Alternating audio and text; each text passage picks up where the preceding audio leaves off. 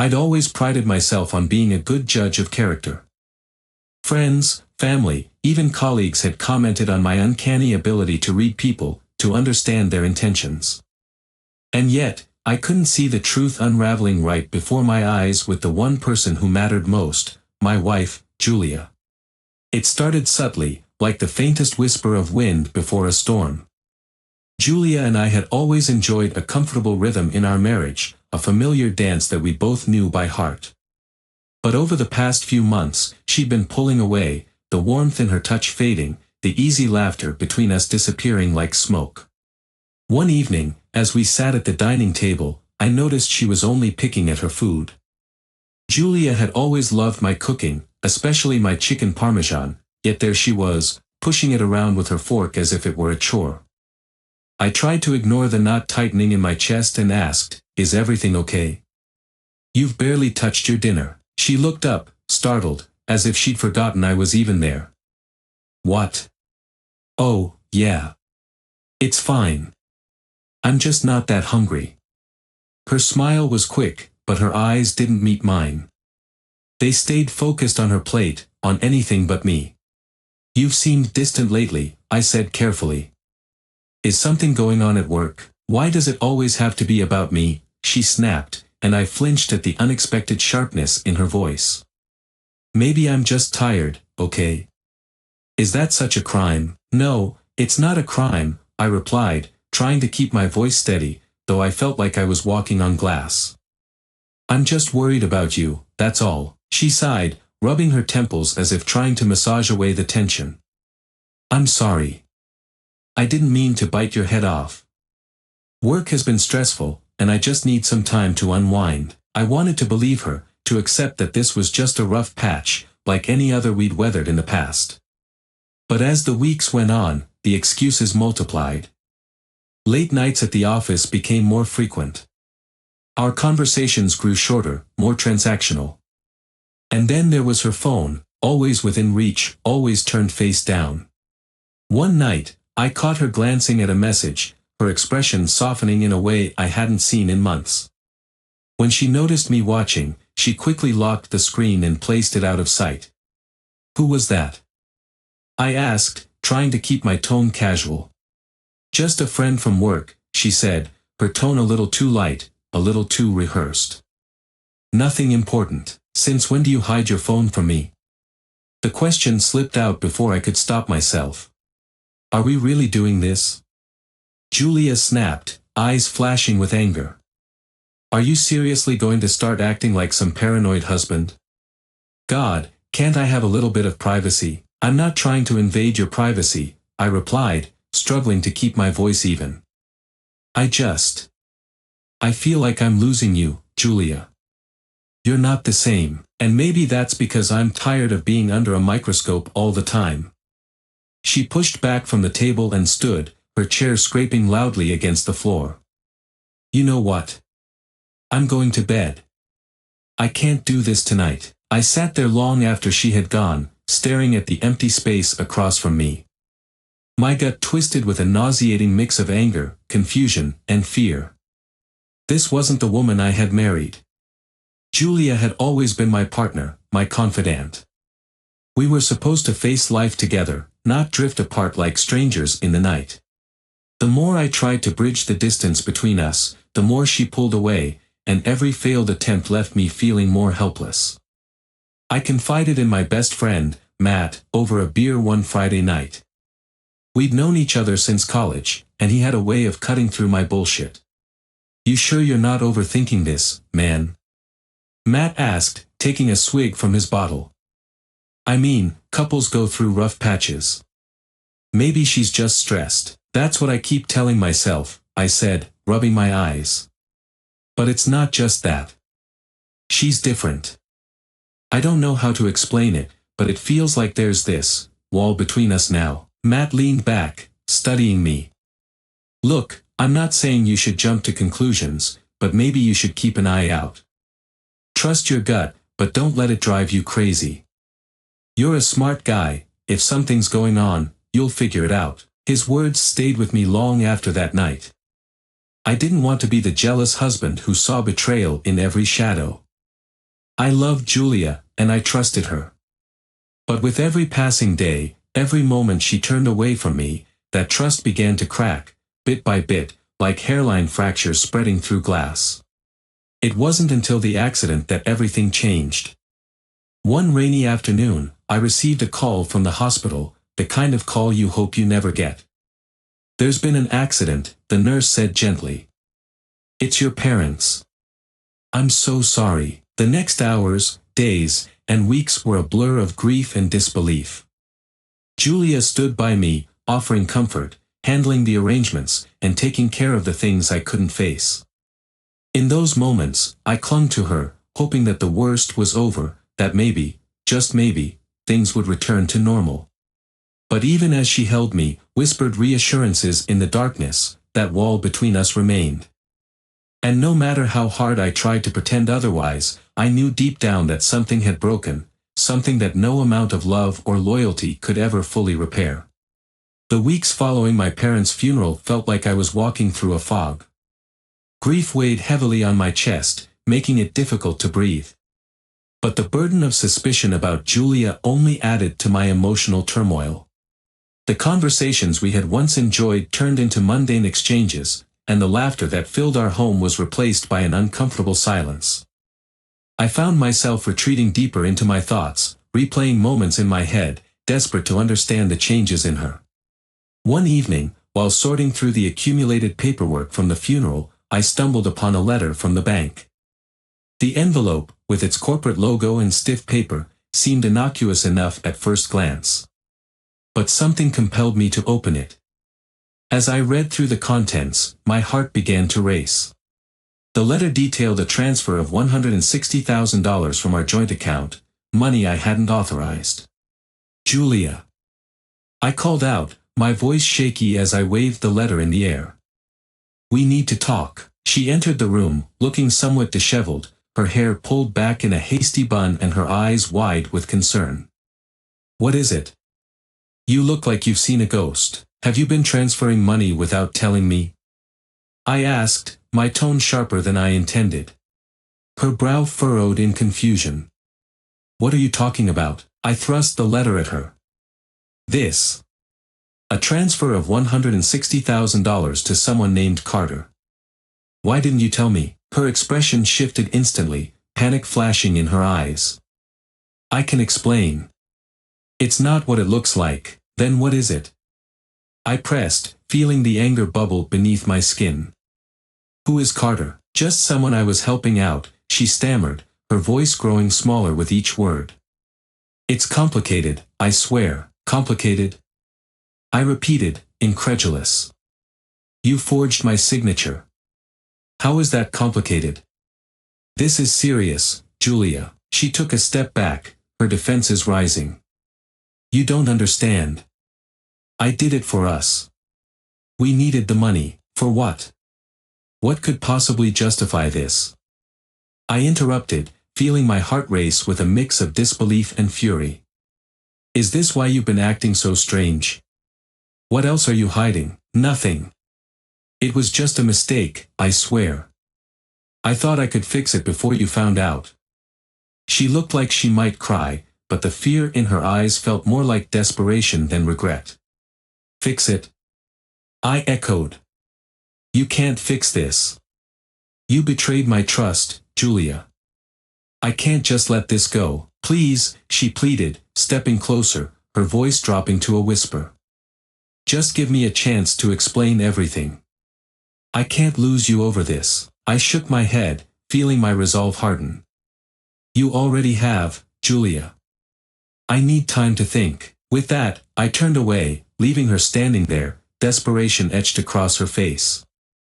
I needed answers, and I realized I couldn't rely on Julia to provide them.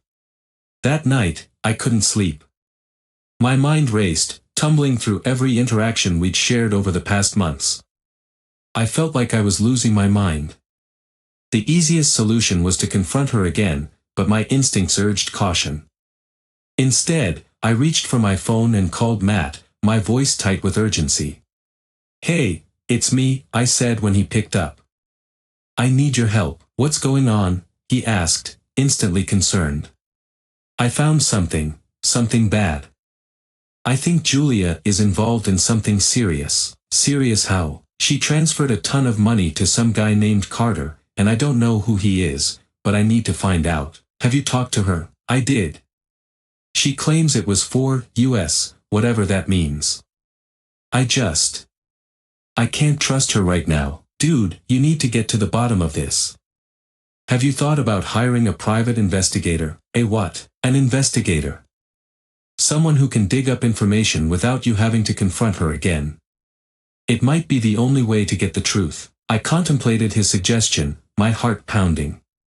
It felt like a drastic measure, but then again, what choice did I have? You're right.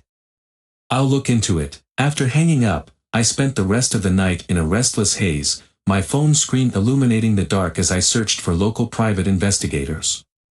I needed someone trustworthy, someone who understood the stakes involved. I settled on a woman named Nina, who specialized in infidelity cases.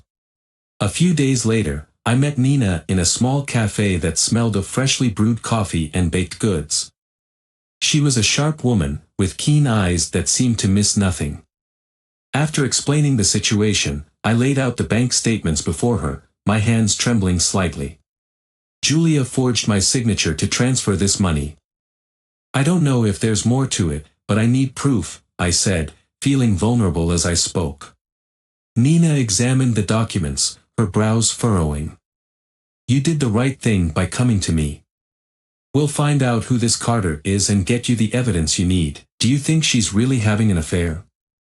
I asked, my voice barely above a whisper.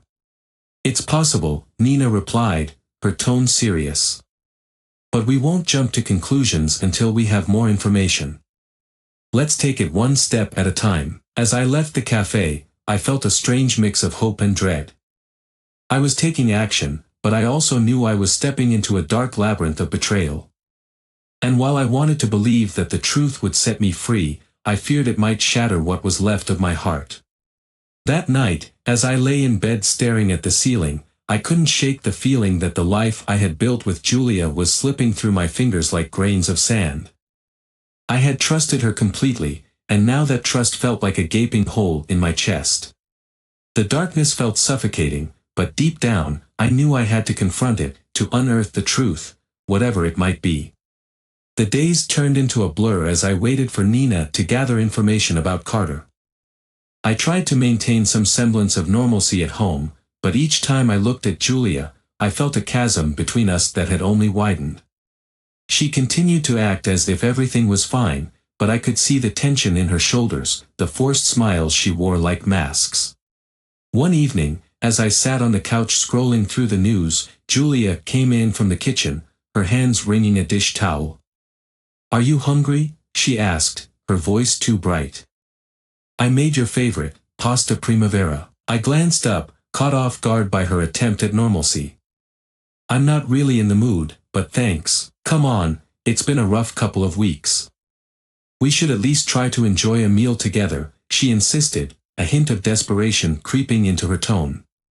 Julia, I don't think I can eat while pretending like everything is okay, I said, my frustration bubbling to the surface. Things are far from normal right now. Her smile faltered, and for a moment, I saw a flicker of hurt cross her face. What do you want me to say? That I'm sorry. That I messed up. You have to trust that I'm doing my best, your best. I scoffed, unable to keep the bitterness out of my voice. Your best involved forging my signature and lying to me. That's not what I expected from my wife. I was trying to help, she shot back, her eyes narrowing. I thought I could handle it without involving you. But clearly, I was wrong. Before I could respond, my phone buzzed on the coffee table, the screen lighting up with a message from Nina. I grabbed it, my heart racing. Nina, got some intel on Carter. Can we meet tomorrow? Who is that? Julia asked, her eyes flickering to the phone. Just someone from work, I lied, slipping the phone into my pocket. I wasn't ready to share everything with her, not yet. Another late night, she questioned, her tone tinged with frustration. Just a quick meeting. I promise I'll be home early, I replied, eager to deflect the conversation. As Julia turned away, I felt a mixture of guilt and resolve. I needed to uncover the truth about Carter. The thought of confronting Julia with evidence made my stomach twist, but I had to prepare myself for what I might find. The following day, I met Nina in her office, a small but tidy space filled with stacks of papers and the faint scent of coffee. She looked up from her laptop as I entered, her expression serious. "I have some information on Carter," she said, motioning for me to sit. "He's not just a friend, he has a history. There are records of him being involved in some shady dealings." "Shady dealings?" I echoed, leaning forward in my seat. "What do you mean?" "He's been linked to several fraud cases, mostly involving women who've been taken for a ride financially," she explained, pulling up documents on her computer. "I'm still digging, but it looks like Julia isn't the first to fall for his charm." My stomach dropped. "So she's not just involved in an affair, she might be a victim too." "Possibly," Nina said, her eyes locking onto mine. "But that doesn't excuse what she did to you.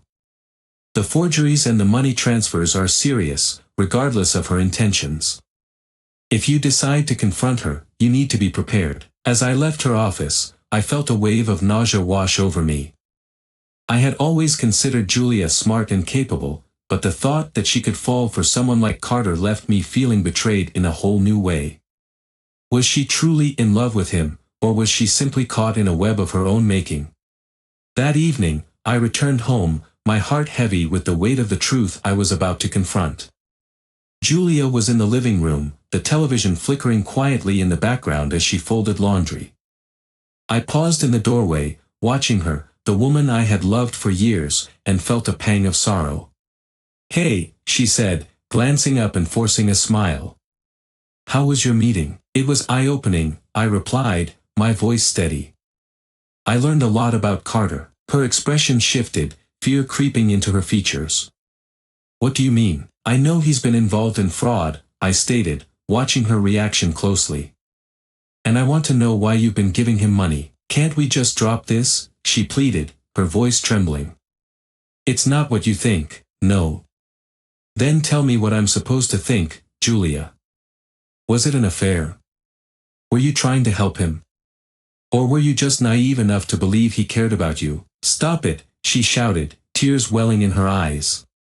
"You don't understand. I thought I could help him get back on his feet. He was desperate, and I thought he was different." "Different?" I repeated, incredulous. "He's taken advantage of you, and you're defending him. How can you not see what this looks like?" "I didn't want to burden you," she exclaimed, her voice rising. "You were dealing with your parents' death, and I didn't want to add to your stress. It was supposed to be temporary." "Temporary? You didn't even tell me. You decided to take matters into your own hands without considering the consequences." I stepped closer, my anger boiling over. "This isn't just about you anymore, Julia. You've dragged me into this mess." As silence enveloped the room, I could see the realization of her mistakes dawning on her. The tears spilled down her cheeks, and for a moment, I thought she might finally understand the gravity of her actions. "I'm so sorry," she whispered, her voice breaking. "I thought I could make it work, but I see now. I was wrong." "And what about the money?" I pressed, my heart aching at the sight of her pain. "You forged my signature." "That's a crime, Julia." "I didn't think it would go this far," she sobbed, collapsing onto the couch. "I thought I could fix it before you found out. I didn't want to lose you." "Then you should have been honest with me from the start," I said, my voice softer now. "But you chose to hide it all behind lies." Julia looked up at me, desperation etched on her face. "Please, don't leave me. I'll make it right. Just give me time." But time felt like a luxury I couldn't afford. The trust was gone, shattered like glass, and I wasn't sure I could piece it back together. As I stood there, watching her fall apart, I knew that no matter how much I still cared for her, the damage had been done. "Julia," I said quietly, feeling the weight of the words I was about to say. "I need to think. I can't promise anything right now." And with that, I turned away, the hollow ache in my chest growing deeper as I walked toward the bedroom, feeling the heavy silence settle between us. I was faced with the harsh reality of betrayal and deceit, and as I lay in bed that night, I knew that the unraveling had only just begun. The days that followed my confrontation with Julia were some of the most difficult of my life. I felt trapped in a whirlwind of confusion, betrayal, and heartbreak. Each morning, I woke up to the same empty space beside me, the absence of her presence a constant reminder of the chasm that had opened between us. We moved around the house like ghosts, avoiding eye contact and speaking only when absolutely necessary. One night, unable to bear the suffocating silence, I found myself pacing the living room. The shadows danced on the walls, but all I could see were the memories of happier times with Julia, the laughter, the quiet evenings spent together, and the dreams we had shared. Each moment now felt like a cruel taunt, a reminder of what I had lost. Finally, I snapped, grabbing my phone and dialing Nina's number. "Hey, it's me," I said when she picked up, my voice tight with urgency. "I need to move forward. I can't keep living in this limbo." "Are you ready to confront her again?" she asked, her tone steady and professional. "I don't know if that's what I want," I admitted, frustration bubbling beneath my words. "But I need to know what to do next. This can't go on. Let's meet tomorrow.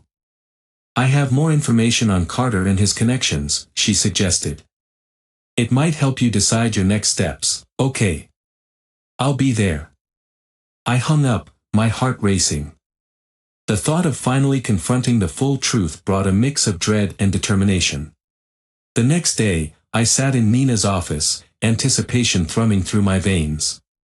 She had compiled a detailed report on Carter, complete with photos and background checks. "Carter has a history of exploiting women," Nina said, her tone somber. "He has been in and out of legal troubles, and there are several reports from women who claimed he conned them financially. He's not someone you want in your wife's life. Why would Julia get involved with someone like that?" I asked, my mind racing. "It doesn't make sense. People often act against their better judgment when they're emotionally vulnerable," Nina replied, her eyes meeting mine. "It sounds like she was trying to help him, but the reality is that she put herself in a dangerous situation." "I know," I said, frustration creeping into my voice. "But this isn't just about her being naive. She made a choice, and now I'm paying the price." Nina leaned forward, her expression serious. "If you decide to take legal action, you need to gather evidence.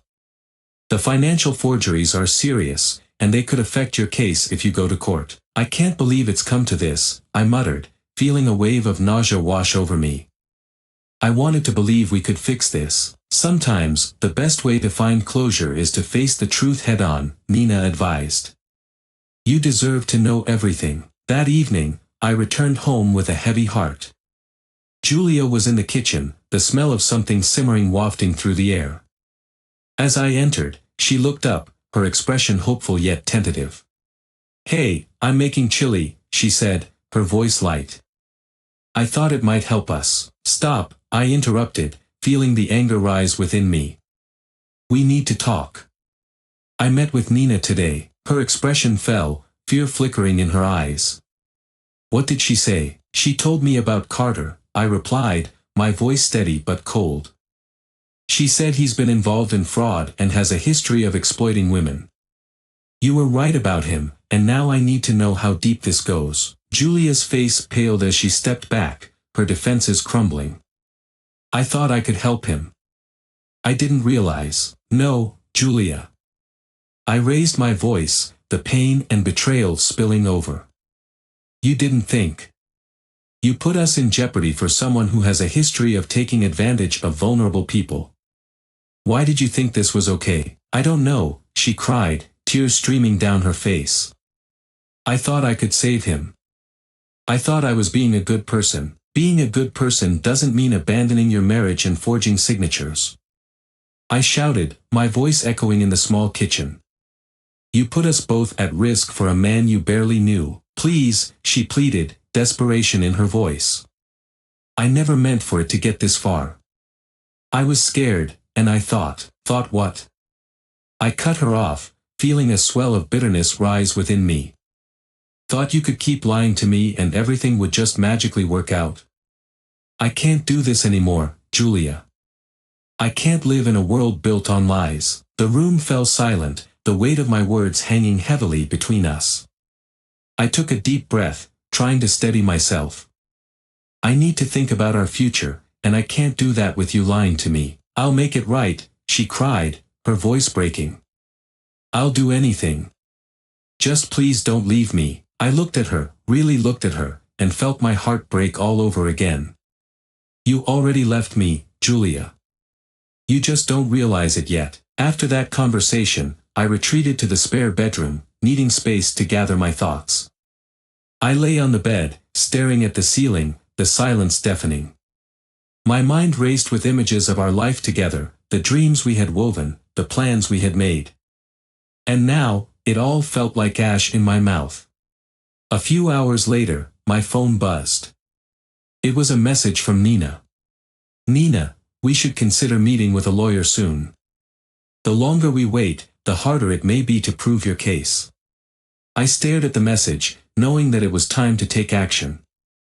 I needed to protect myself, to assert my rights before I lost everything. I replied, setting a date for our meeting. The next morning, as I sat across from the attorney, a middle-aged woman with sharp glasses and a no-nonsense demeanor, I felt a sense of finality settle over me. She reviewed the evidence and listened as I explained my situation. You have a solid case, she said, looking up from the documents. The forgeries and the financial misconduct could work in your favor, especially given your prenuptial agreement. But we'll need to move quickly to file for divorce. The thought of filing for divorce sent a chill through me, but I nodded, my resolve hardening. Let's do it. That evening, I returned home with the divorce papers, my heart racing. Julia was sitting at the kitchen table, her eyes puffy from crying. She looked up as I entered, and the tension in the room was palpable. Please, don't do this, she begged, her voice trembling. We can fix this. We can work it out. I took a deep breath, holding the papers tightly in my hand. I'm sorry, Julia, but I can't. This isn't just about us anymore. I need to protect myself and my future. She reached out, her hand trembling as she touched my arm. But I love you.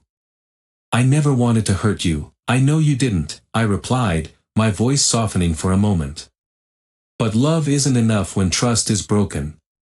I need to move on. As I left the room, the papers still clutched in my hand, I felt a sense of release.